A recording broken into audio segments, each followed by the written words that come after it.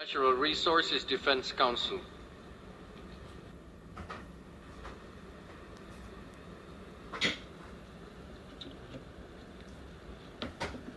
Good afternoon, Excellencies, colleagues, friends of the ocean.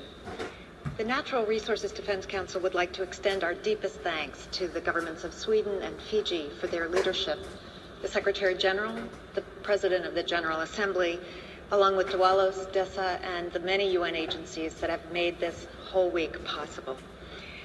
As we have heard many times over the last 4 days, the oceans face a litany of threats. From noise pollution to huge gyres of plastic waste, to the lack of appropriate government mechanisms desperately needed to make progress.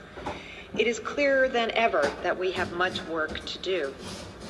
At the same time, we've been tremendously heartened by the willingness of different sectors and players to come together and offer solutions to our problems facing the ocean.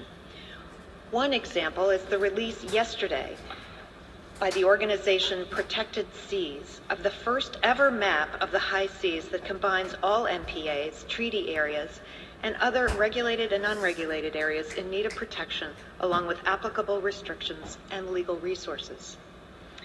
One of the most important opportunities to help the ocean will present itself in just 4 weeks, when nations will gather back here at the United Nations to decide on the convening and on the starting date of a new international agreement to strengthen conservation and management of the high seas, that area of the ocean beyond national jurisdiction.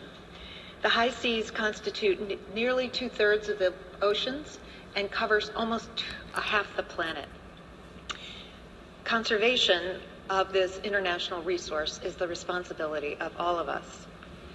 Many of the countries participating in the UN Oceans Conference, and indeed many of the people in this room, will return to the United Nations next month for the final round of high seas negotiations. We urge countries to come back here next month prepared to agree on the convening of an intergovernmental conference in 2018 to develop a new agreement. The high seas negotiations represent a once-in-a-lifetime opportunity to protect and conserve nearly half the planet. Just as the 2015 climate agreement began to bend the curve away from disaster, we can bend the curve of the oceans toward sustainability. Let's not let this chance go by. Thank you.